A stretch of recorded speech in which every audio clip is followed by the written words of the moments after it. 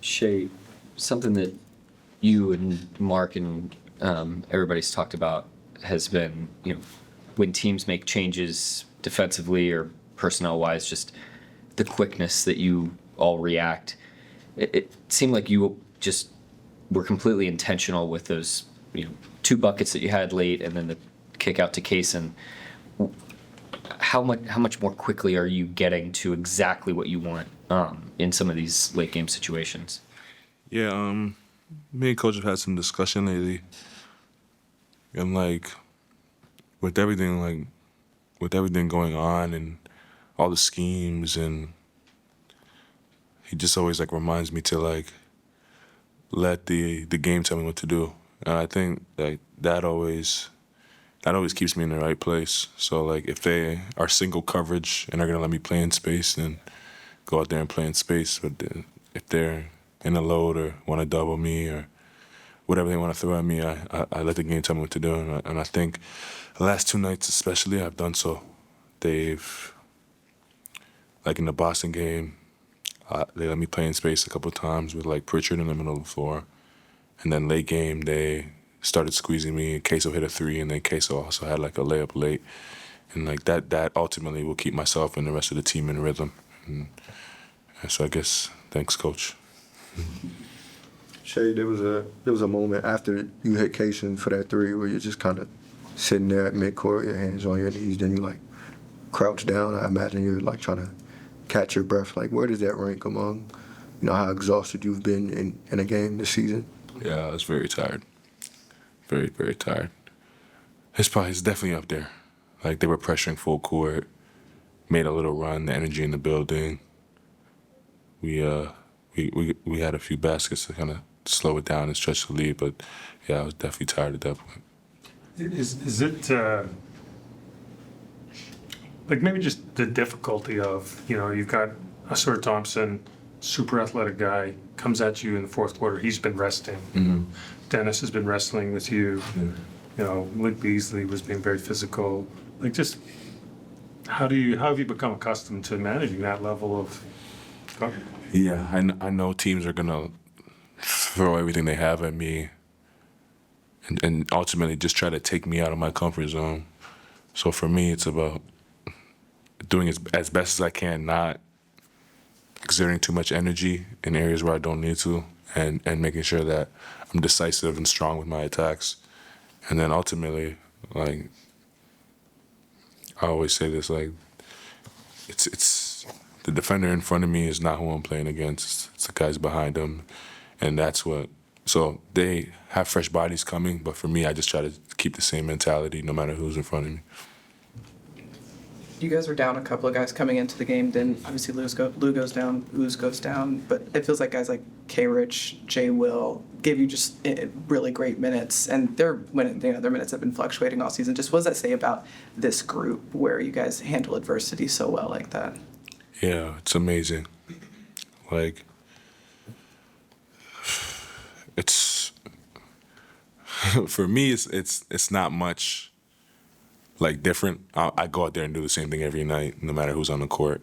But for those guys, it's a challenge. Cason goes from some nights Cason shoots 4 shots, and then tonight he's our second leading scorer and has the ball in his hands all game. And I'm sure he'll probably much rather play this way. It's a little bit more fun, but he sacrifices, and then he has to just turn it on when it's not that easy, and it's a lot harder than you would think. So I just don't take it for granted, the teammates that I have, the work they put in, and the willingness that they have to do whatever it takes to win for this group. And all the success we're having, it's a team thing for sure. Sure, Sorry.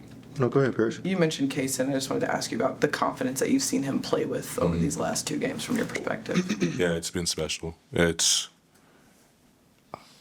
so good to see, just because he's that type of player that he has tools to be an all-star. He has tools to be I would say a Drew Holiday, that type of all-star, in you defensively And then when he has the ball, he can play with it. He can make a play. He can make a shot. Steps up in big moments. Like, he has that ability. And to see his confidence grow as he's with us and see his development, it's been really fun. It's been great. And like with guys like that, you always worry that like them sacrificing and them being in a role will like hinder the development. But to see that he's continue to be so confident and be the player he is and do whatever it takes for the team is special. And a guy like Cason is A+ role player. Sure, you mentioned, I mean, this is not just tonight, but whether that's injuries or whatever may come, like the guys around you, their roles can change and yours really doesn't. I know you talked at length about needing to trust your teammates and needing to put them in position to succeed in the postseason. Like, how much has seeing their roles change, like, helped you be, I don't know, like, empathetic or, compassionate about, that process? Yeah, a lot. It just, like, it shows me how spoiled I am, I guess, in this NBA, the kind of role I have. But, like, it more than anything, like, makes me excited. Like, just to see, just to know that, like, these reps of Cason getting pressured, getting double teamed in the backcourt, like, getting the ball stolen, but who cares? Like, just the reps in the biggest moment, he'll have done it before. And this year, more than any year, guys have had to step outside their box and step up. And I think that will help us down the line for sure. We've seen Wiggs do it for like a month straight. Like, we've seen, like, Dub did it in San Antonio. Chet did it the other night in Boston. Like, just seeing guys step out of the box or step out of the rhythm that they're usually in and make big plays and kind of get the reps has been very important. And I just want to make sure that when I'm out there, I'm empowering them and keeping them in rhythm for when the lights are really on and when it really matters. Mark got asked before the Boston game the other day, in light of, I think it was a game that Jokic had, and Michael Malone was like beating the drum, so to say, on his MVP case and whatnot. And when Mark got asked about it and how he would campaign for your MVP case. He did not campaign. Yeah, he did not campaign. I don't know if you I saw could have the told you clip. that. I didn't, but I could have told you that. So he was basically saying, like, that's it, that you prefer that to be a team thing and it's like a directive of you and he keeps it that way. Do you prefer it that way? Do you prefer him to kind of push that same agenda, I guess? Yeah, for me, like, if I had the exact same numbers I had and we were 10th in the West, it wouldn't matter. Like, I've averaged 30 and we've been in the play-in and I was 5th in the MVP ladder. Like, the reason why I have my success is because of this team and because of this group. And, like, that's all it's really about. Like, I always say, it's about winning. And when you win, everything else falls in the line. And I think because of that mentality, I don't know, what are we, 12 games ahead of the next seed? I think that's the reason why we have that mentality where winning is all that matters and everything else falls in the line because of it. You had, I get 4 or 5 threes tonight on 8 attempts. We talked earlier in the year about your focus on, evolving that part of your game. How much of that is about creating some easier opportunities for yourself or creating opportunities that when your teammates get off the ball, things flow a little easier? Yeah, I always ultimately try to find a way to get better every year. And I did like a lot of film watching and like just extending your game and extending your range. Like, no matter how far you extend it, but extending your range allows more space not only for you but for the rest of your teammates. And I wanted to like obviously we didn't have the result that I wanted to have last year, and I might have had some like good games, but I felt like the brand of basketball was a little bit, I wouldn't say unsustainable, but it wasn't. I wouldn't say it was the perfect brand of basketball for us to win. And I think me extending my range and shooting more catch and shoots and being a threat at the 3-point line, giving my teammates more space when I'm off the ball. Also, when I have the ball, guys are like, they're not gapping me as much. They're playing the shot more, which allows me to drive more. And then I'm in the paint and I can make plays. Like, it's a trickle effect. And it ultimately just comes down to finding ways for me to be better for this basketball team to win games. And I think the work in the summertime has definitely paid off so far. Shai, JB Bickerstaff seemed upset at some calls tonight. I think his quarrels were with generally like the way the officials were calling the game, but he clearly was upset at certain points at some of the calls you were getting. They even challenged one of them. We've talked at length about this team's free throw rating, specifically like people's criticism of you and your free throws. Like, why do you think there's such a discrepancy in the way other teams think you should be officiated versus the way you think you're officiated? Yeah. So I shoot a lot of free throws. Now, I also drive the most in the NBA, and I've done that for the last 3 or 4 years. And you get fouled on drives, statistically more than you get fouled on jump shots.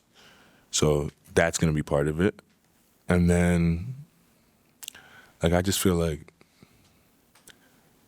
I'm playing a game of basketball, and I'm trying to win. And if it takes 9 free throws to win, if it takes 17 free throws to win, if it takes 2 free throws to win, if it takes 40 free throws to win, I'm going to do whatever it takes to win it. And whatever the night looks like, it looks like for me. So, like, I don't ever go out there and worry about anything besides winning. And that's where my mind is always at. And what everyone else has to say, I don't really care about, unless it's the 15, 14 guys on my roster and the coaching staff and everyone in the building. Anybody else? Sure. Thank you. Thank you. There are lots of pictures, everybody. Go ahead. Hart, it just seemed like there was a calmness to the team through all of the emotion and intensity and pressure. What did you sense out on the floor as you guys were able to make sure that you kept an even keel? Yeah, I mean, a lot of stuff happened, but I think just as a team, we stayed poised. I think Shai did a good job of still staying poised, not forcing anything. Yeah, but I think as a team in general, we did a good job of not overreacting to all the outside stuff and just playing our game. Okay, so early you really got going offensively and defensively with the steals, but was there anything that was opened up for you right away, or any reason why you were able to really impact things with your offense from the very outset? I just want to say, like, I came out with a mindset to go score early. I had one of their main guys on me, so just make his life a little harder on defense, make him use more energy. And defensively, you know, just trying to turn us up early. Didn't want to have a slow start. Wanted to take the fight to them first. Hartenstein, you I don't know why I just called you that, but where does that rank among the weirdest games you played? I mean, I think of all the texts, the way the crowd got into it, just the nature of the game, you guys being down, bodies. Like, where does that rank among weirdest games you played? I don't know. I mean, I've been a part of a lot of games, a lot of weird games. I mean, I played in Europe where fans threw coins on the court and stuff like that, so that's definitely a lot worse. But I don't know. I mean, I think we controlled what we needed to control. Yeah, and that's the main thing. And you were in that lineup the other night, first game without J-Dub, where it was you, Chet, Cason, Daigneault, and Oos, but to be without, you know, Shai, Chet, J-Dub to start that second, like, what does it take to you know, stay afloat in those minutes, and what are the challenges there, given the bodies you were down? Ball movement, I think that's the biggest thing. I think especially when you're down the top 3 scorers. I mean, not down, but we had a unit without the top 3 scorers. You have to move the ball, but then also be confident and be aggressive. And I think the guys did a great job of doing that. You've been here almost a full season now, and just maybe some of the chemistry you developed with Shai in a game like that wasn't throwing so much attention at him, and his ability to find some guys. Oh, it's been great. I mean, I think he's easy to play with. I think he scores a lot, but he doesn't force anything. I think when he gets trapped, he makes an easy play out of it, and then I just have to make the read from that. And when you're playing with the MVP, he's also going to do some crazy stuff at times. So like tonight, he was amazing. He carried us down the stretch, and yeah. Because I mean, a lot of times guys in that situation, they try to make the pass that leads directly to the assist. A lot of times he's just outletting it to you, letting you to make a decision or outletting it to the next guy. Like he's not, I don't want to say selfish that way, but he's. I mean, he's very unselfish. I mean, I don't think he's ever told me like, I'm gonna need you to score because I want the assist. He trusts us to make the right play, and yeah, I mean, both sides of the court, he's very team first, and I don't think you see it that from a lot of star players. So I think that should also just help his MVP case because I think his defense is very underrated. You mentioned his MVP case. I am curious because some of the conversation surrounds like whether he should be a better playmaker or whether he should be a louder playmaker based on assists. Like, is there skill involved in making the read to hit the short roll to make those reads? And I guess how do you evaluate him as a playmaker? I mean, I think what I said before, he doesn't force anything.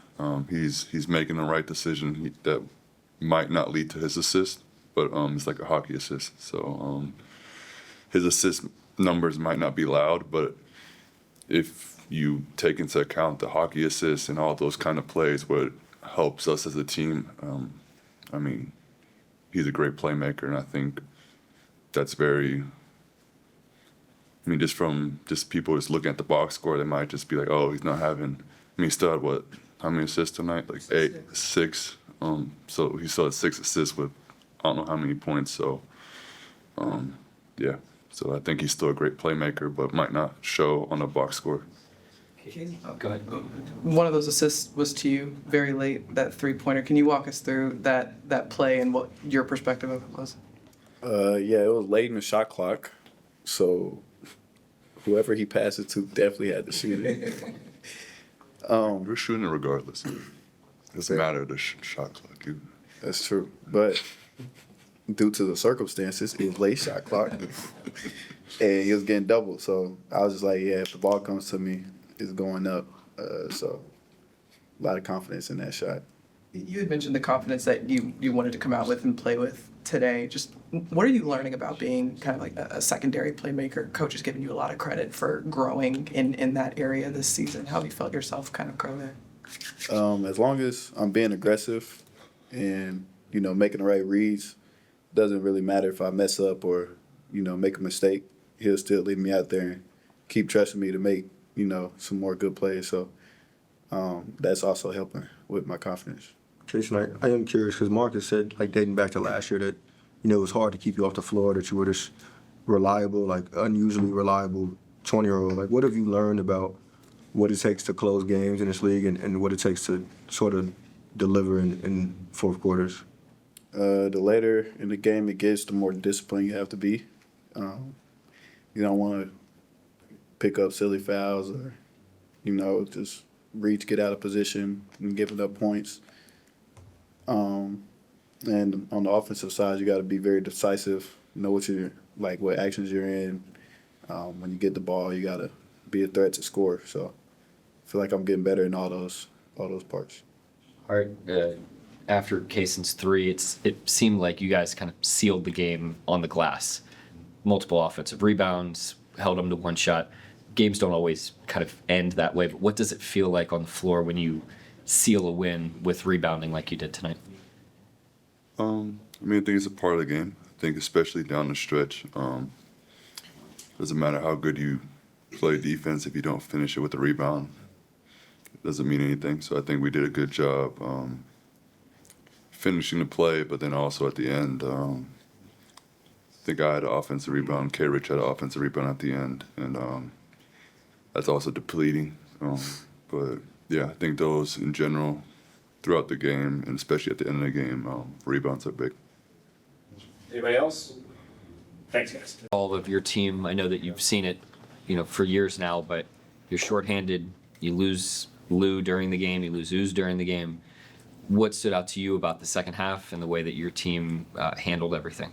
Yeah, I thought it started in the second quarter. To get the game under control before halftime was huge because We went a long time there, end of the first, start of the second, where we weren't scoring. They cut into our lead. They took a pretty significant lead, I think of 10 or so. And so great resolve in the first half, and then got out to a really good start in the third, and then held them off again. That was a really physical game. They really competed and played well, and gave us all we could handle. But I thought, it was a gutsy performance by our players. You've talked all season about just how quickly your team needs to be able to assess changes defensively. They made some substitutions, and Shai, 3 straight possessions, is in the teeth of the defense, and then a kick out to Cason. What did you think about his kind of just intentionality in that moment? Shai's. Yeah. Yeah, he was obviously outstanding again. I thought the physicality, the pressure made it very difficult with the injuries we had. And he did a great job of just kind of handling the pressure, or using their pressure against them. It was a physically taxing game. I would have liked to get him. I was going to try to get him a blow in the fourth, but I used the first time out early to get the coach's challenge, and then I only had 2 left, so I couldn't do what I wanted to do with that. But he gutted it out. Caruso coming off sickness. I didn't think he had his fastball physically tonight. Gutted it out. Joe, K-Rich, Hartenstein, Jay Will, Dort was incredible before he went out. I mean, just everybody that stepped on the court tonight, really a gutsy performance. Mark, I know Shai only played 38 minutes, but you mentioned the nature of the game and how taxing it was. Is that the most exhausted you've seen Shai as long as you've coached him? I mean, he gets gassed from time to time, but I mean, they were pressuring like crazy. That was a really physical game. It was a harder played 38 than normal. We were able to get him around 17 in the first half, which was huge because it gave us the bandwidth to extend him in the second without going crazy. But he punched through just like the rest of the guys. I just thought we showed great toughness, mental toughness. Wasn't a perfect game. It wasn't perfect execution, but big-time competitiveness of the guys that played. And we got an update on Oos, but we didn't get one on Lou. What is there any Hip update? soreness. Hip soreness. Yep. So is that day-to-day for him? He was ruled out for the rest of the game. We'll check him out in the morning, and we'll update accordingly. And then I wanted to ask about, I think it was inside the last minute. I could be wrong, but it was one of those last possessions, the inbound, where you only had 0.3 on the shot clock. Was that intentional, waiting that out? Yeah, intentional 5 seconds. I just think the risk reward of that, if you throw something up there, they deflect it. Now you're putting yourself in transition defense. We had a lead. I just didn't think the probability of trying to get a score there offset setting the defense. So that was my call. Was that something you did? Was that coming out of a timeout? You communicated that during the timeout? I just told the inbounder. I just told K-Rich. Have you done that before, or is that just something you have in your playbook? Sort I of. did it in the G League like 8 years ago, but that's not a very common situation. Mark, you mentioned as the season winds down, you want learning experiences from games. You didn't get rattled in Boston. You didn't get rattled tonight. What does that say about your team? These are great experiences for us. I mean, that's a playoff team. I mean, they're good, and that was an unbelievable environment tonight. The crowd. I think all the activity at the end of the third quarter really made that place live in the fourth, and so the last 2 atmospheres have been great prime ups for us, and great maturity, poise, toughness, all the things you need to win on the road against a good team. The guys have shown the last 2 games really, really impressive. Mark, JB Biggerstaff, his post game only lasted a minute or so, or at least a question. He was pretty furious about the officiating. I mean, I think you could see that during the game. I don't know what his exact quarrels were, but it seems like you've played teams, at least in the past month, who they're upset with either Shai's whistle or just some of the calls you guys get. I just wonder, I know you talked about the free throw rate in the past. Why do you think there's a discrepancy between the way teams you play feel you get officiated versus what you guys think? Well, I mean, what we've talked about is the free throw differential, which speaks for itself. I mean, we have the lowest free throw differential in the league. We're the second lowest free throw attempts in the league. We have one of the worst free throw differentials in history, 18th or 19th worst in the modern era. And so that's, when we've talked about the officiating, we've referred to that mainly about the calls we're getting or not getting. I thought his stuff tonight, at least from what I could hear, was more game management than it was necessarily how the game was being called. He thought there should have been some reviews. and thought that they mismanaged some stuff.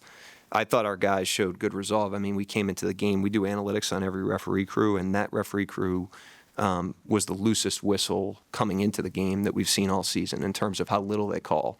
And so we told the guys before the game, this is going to be a physical game because it's Detroit, and they're not going to call very much. And that bore out, I thought, with the amount of physicality they allowed in the game. And I thought our guys did a great job of not getting distracted by anything and just playing the next play, not getting caught up in really anything other than just trying to go compete and win. The analytics, if I can ask, what goes into those? I mean, we have data on every single official, just like every other team, and we get a report going into every game that is basically a scouting report on the officiating. Because I mean, the officiating, at least with fouls, there's officials that are outside of 1 or 2 standard deviations from the mean. I mean, there's a wide range of what you're getting in an NBA game, just data wise, in terms of whether the whistle's going to be tight, whether it's going to be loose. And referees are like players; they have tendencies and it's different every night. So you got to calibrate, and we give our players that information to try to get every advantage we can. Anybody else? I got one more, if I can. With the investigation for the player participation policy, I wondered if you had any thoughts on that, if you thought that was kind of strange with the I way they- have no comment on that specifically. All I'll say is, we just want all the rules, whether it's on the court or off the court, to be fairly applied, equally executed, but no comment specific to that. Thank you, Yep, Coach. thanks. Thanks.